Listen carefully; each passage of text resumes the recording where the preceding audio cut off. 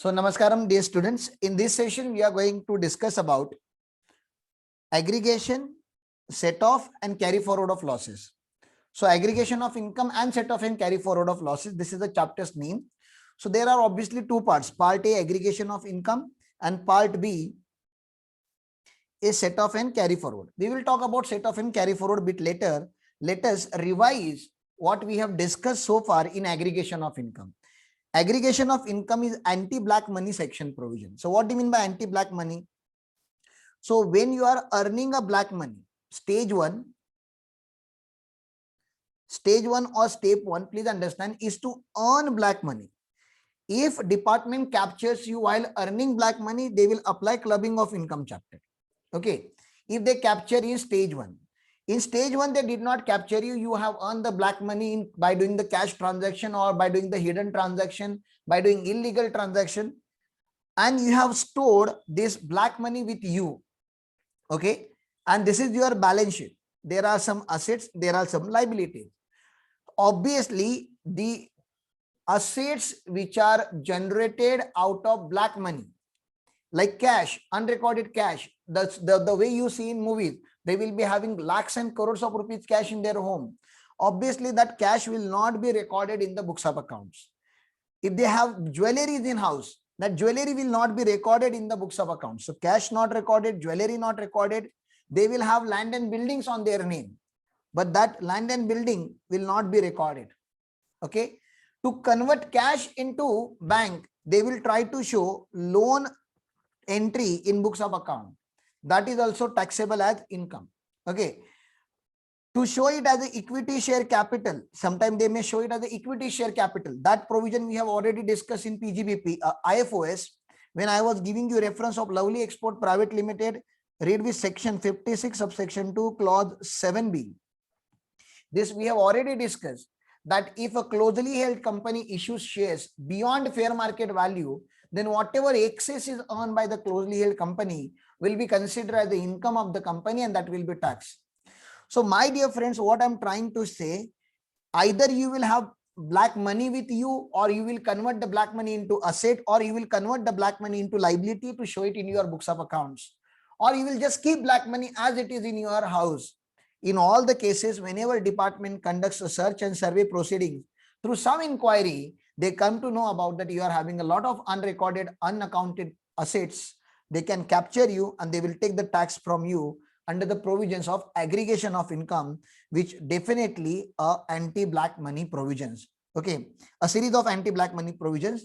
One of the section is cash credit. Whenever in your bank account or whenever in your business you show some kind of cash is introduced, some kind of money is introduced on which you haven't paid tax, department may ask you, bring the identity of the person who has given you the money, tell me the genuineness, justify the genuineness of the transaction, and most important aspect where many transaction fails, define the credit worthiness of that person, whether he had a capacity to give you that money or not.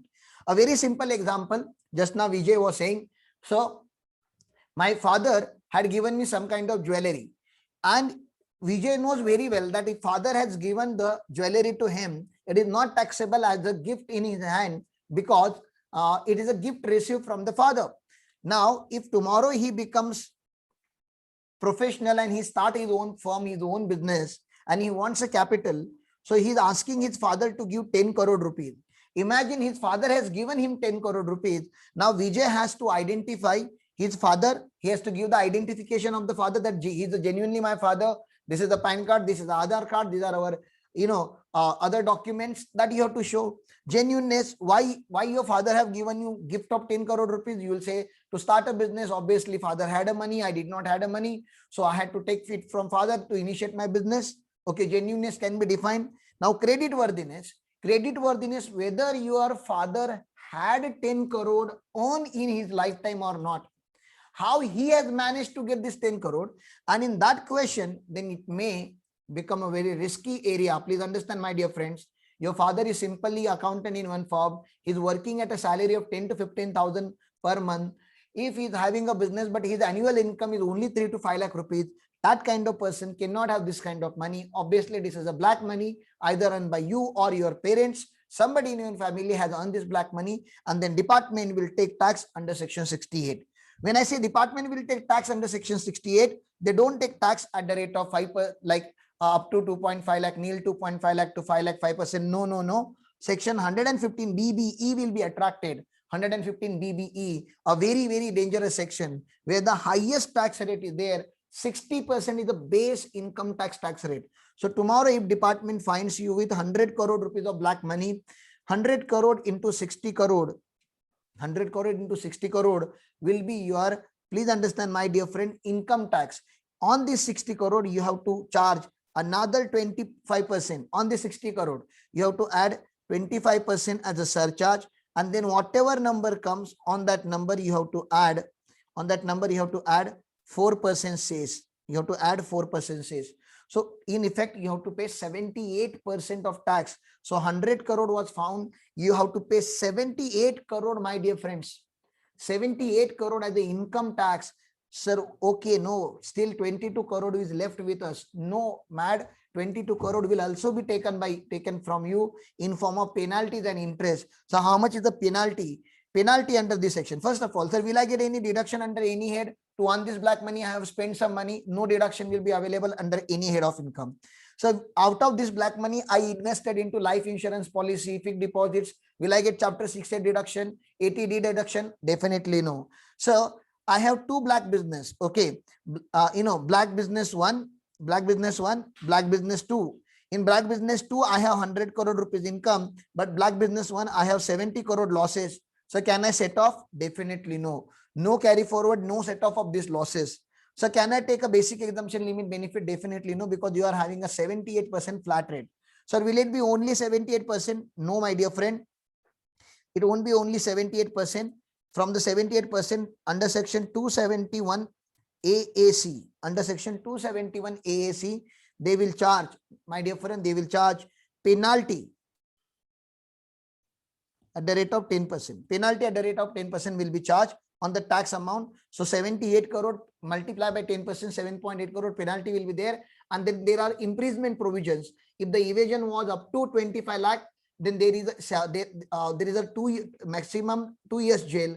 And if the evasion is more than 25 lakh, then the jail can be extended, imprisonment can be extended up to 7 years. So it's a very dangerous thing to have a black money in nowadays. Though the days are gone where you had to, the people who had black money, they were in very, very much comfort. Nothing will happen in India. This is India. Everything can be managed. Though the days are gone now, nothing can be managed if they find you with this kind of black money. Same things are there. 69 talks about unexplained investment. 69A talks about unexplained money, bullion, jewelry. Section 69B talks about, okay, explain, recorded, but not fully recorded. Section 69C talks about unexplained expenditure. This is one of the risky area. People spend a lot of money on foreign tours. People spend a lot of money on purchasing clothes and doing the expenditure, living a luxury life, a lavish marriages. Okay. So all those things will be captured under section 69C. 69D is the loan that we say, a loan from market, like where the rate of interest will be 3 to 5%. It's a reference loan. Okay. It's a black money. It's a loan given in cash, taken in the cash with very high rate of interest, 5%, 3% per month. Okay. 5% per month means it is 60% per annum effective rate of interest. So that is amount borrowed or repaid on him, which is again illegal activities. So this is about aggregation of income. Just wanted to revise it. We have discussed it multiple times in multiple chapters. This is the complete discussion on aggregation of income. If you have any confusion, please let me know.